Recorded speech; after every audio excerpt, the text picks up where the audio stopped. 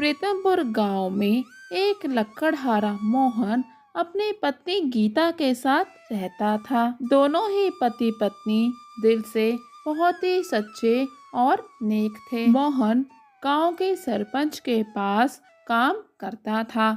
वो सरपंच को जंगल से लकड़ियां काट कर लाके देता था और उसको इसी से थोड़ी बहुत कमाई हो जाती है।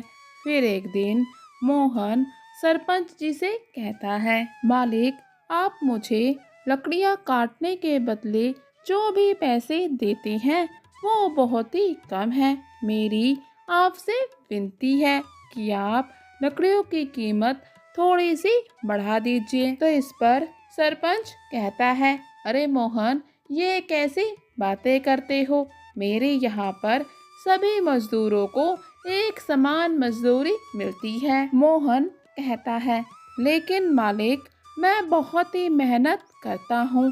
भारी भारी पेड़ मैं अकेले ही काटता हूँ। फिर उन भारी पेड़ों को उठाकर आपके गोदाम तक लाता हूँ। सरपंच भी आगे से कहता है, तो क्या हुआ? जो तुम करते हो बाकी के मजदूर भी वही काम करते हैं। अब मैं किसी को ज्यादा तो किसी को कम मजदूरी नहीं दे सकता। और हाँ, मैं तुम्हें बिल्कुल भी ज्यादा पैसे नहीं दूंगा। अगर तुम्हें काम करना है तो करो, नहीं तो छोड़कर जा सकते हो। मोहन के बहुत बार विनती करने पर भी सरपंच उसकी आमदनी बढ़ाने को तैयार नहीं होता। पूरे दिन भर मेहनत करने के बाद शाम के समय जब मोहन घर वापस आता है तो उसकी पत्नी गीता उससे पूछती है, अजी, आप आ गए? तो बताइए, आपका आज का दिन कैसा रहा? मोहन कहता है, सारा दिन काम का बहुत ज़्यादा बोझ था। आज मैंने कड़ी मेहनत की। गीता कहती है, आप बहुत ही मेहनत करते हैं। अगर आपको बुरा ना लगे तो क्या कल से मैं भी आपके साथ चल सकती हूँ? आपकी भी थोड़ी बहुत मदद हो जाएगी। मोहन अपने पत्नी गीता से कहता है, अरे गीता, तुम घर संभालती हो, मेरे लिए इतना ही काफ़ी है। मेरे साथ तुम जंगल में ठोकरें खाओ, ये मैं नहीं चाहता। और फिर ऐसे ही बातें करते करते दोनों पति पत्नी सो जाते हैं। और फिर अगले दिन मोहन फिर से जंगल में लकड़ियां काटने के लिए चला जाता है। जंगल में लकड़ियां काटते समय मोहन को कोई पीछे से आवाज देता है।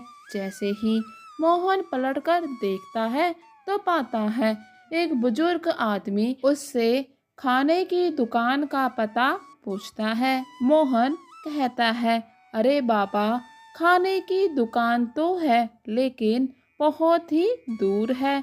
आपको वहां तक पैदल चलकर जाना होगा। बुजुर्ग कहता है, कोई बात नहीं बेटा, जैसे तैसे मैं दुकान तक पहुंच जाऊंगा। फिर मोहन कहता है, अरे बाबा, आप पिछले 2 दिन से भूखे हैं, इतनी दूर पैदल चलकर कैसे जाएंगे? ऐसा कीजिए, आप यहीं पर मेरे साथ ही खाना खा लीजिए। और फिर दोनों जन साथ में बैठकर खाना खाते हैं। खाना खाकर बुजुर्ग आदमी वहां से चला जाता है और फिर मोहन भी अपना काम खत्म करके घर वापस आ जाता है। घर आने पर गीता मोहन से पूछती है, अजी, क्या बात है? आप इतना परेशान क्यों दिख रहे हैं? मोहन गीता से कहता है, लकड़ियां बेच बेच कर हमारा गुजारा कब तक होगा? हम इतनी मेहनत से लकड़ियां काटते हैं, उसके भी हमें उचित दाम नहीं मिलते। आगे चलकर जब हमारा परिवार बढ़ेगा तो हम क्या करेंगे? गीता भी मोहन की बातों से सहमत होती है। फिर गीता कहती है, क्यों ना हम खुद का ही कोई काम धंधा शुरू कर ले। लेकिन फिर मोहन कहता है, इसके लिए भी तो पैसों की जरूरत होगी।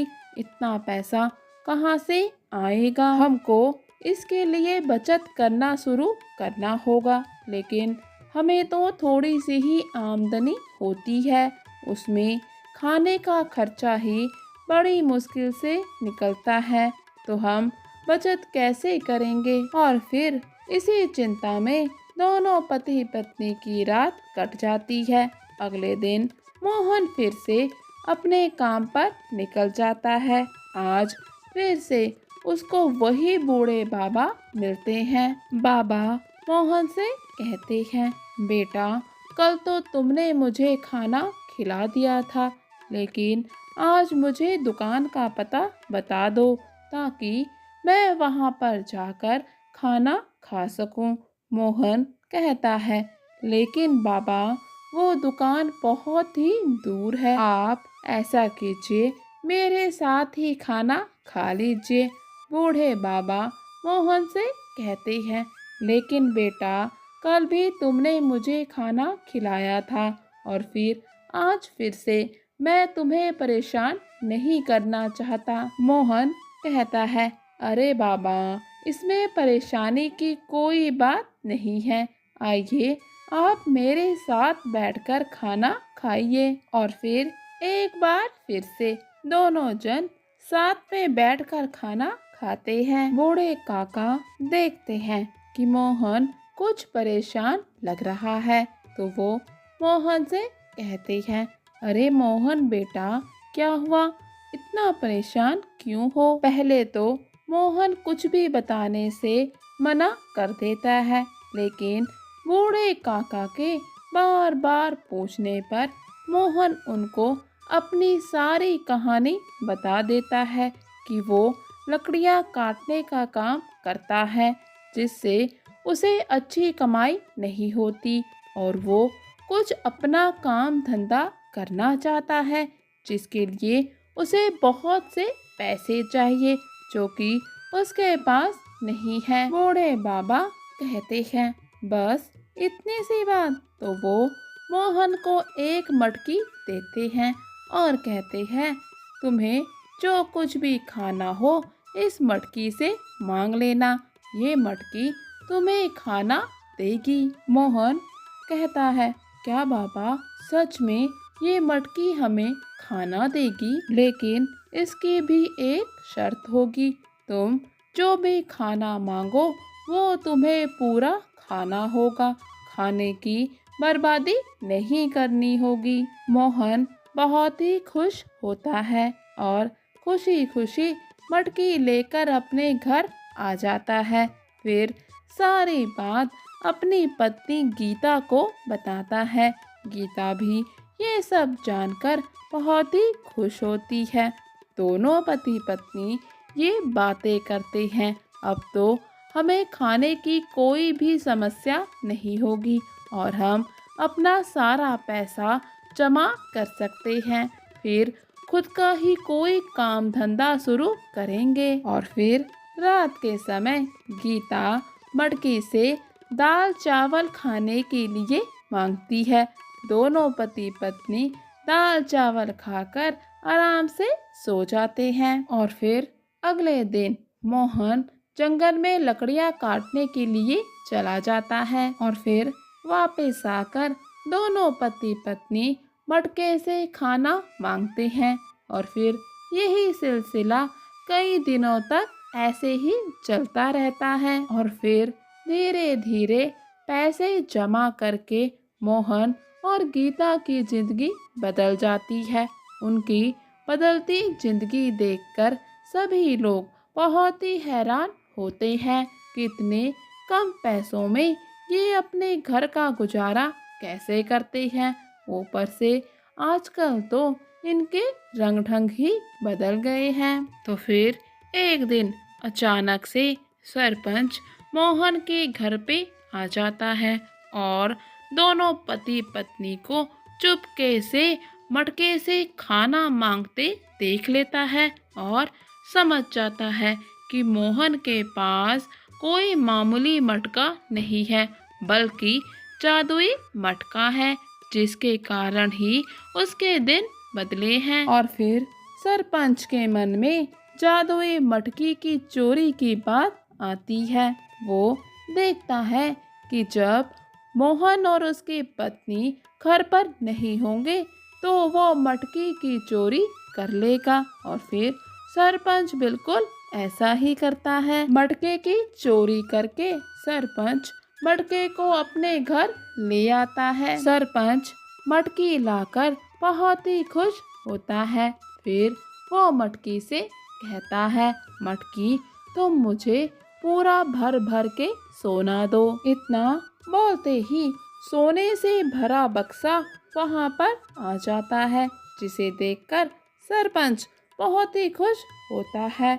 वहीं दूसरी तरफ मोहन और गीता घर आते ही देखते हैं कि उनकी जादुई मटकी घर में नहीं है। बहुत ढूंढने के बाद भी दोनों को उनकी मटकी नहीं मिलती, जिसके कारण दोनों पति पत्नी बहुत ही परेशान हो जाते हैं। वहीं दूसरी तरफ सरपंच के सर पर दो बड़े बड़े सींग उगाते हैं, जिन्हें देखकर सरपंच बहुत ही घबरा जाता है और बहुत ही जल्द ये समझ जाता है कि ये सब कुछ जादुई मटकी के कारण हुआ है। फिर सरपंच मटकी लेकर मोहन और गीता के पास पहुंचता है और उनको सारी बात बताता है। सारी बात सुनने के बाद मोहन सरपंच से पूछता है, मालिक आपने आखिर मटकी से क्या मांगा था?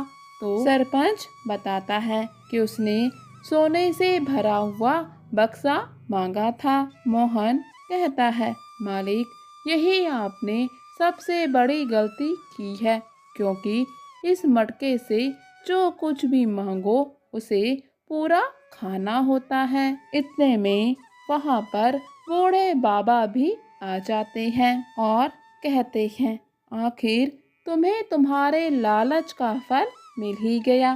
तुम मटकी तो ले आए, लेकिन वो सोना कहाँ पर है जो तुमने मटकी से मांगा था? जाओ वो सोना लेकर आओ और उसे यहीं पर बैठकर खाओ। इतने में सरपंच कहता है, लेकिन बाबा मैं सोना कैसे खा सकता हूँ? बाबा मुझसे बहुत बड़ी गलती हो गई है, आप मुझे माफ कर दीजिए। बाबा कहते हैं, तुम बहुत ही लालची और खुदगर्ज इंसान हो। तुम हमेशा ही अपना फायदा देखते हो, दूसरे का दुख दर्द तुम्हें कोई भी असर नहीं करता। सरपंच बूढ़े बाबा से गिड़गिड़ाकर माफी मांगने लगता है और कहता है, बाबा मुझे अपनी गलती का पूरा पूरा एहसास हो चुका है। अब आप मुझे माफ करके एक मौका सुधरने के लिए दीजिए। मैं मोहन की पूरी पूरी मदद करूँगा।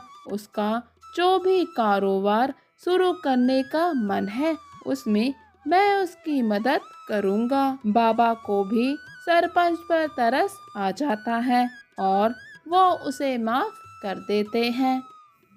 तो दोस्तों आप भी समझ गए होंगे कि लालच का फल कभी भी अच्छा नहीं होता। कभी कभी इसके बहुत ही भयंकर परिणाम देखने को मिलते हैं, जैसा कि सरपंच को मिला।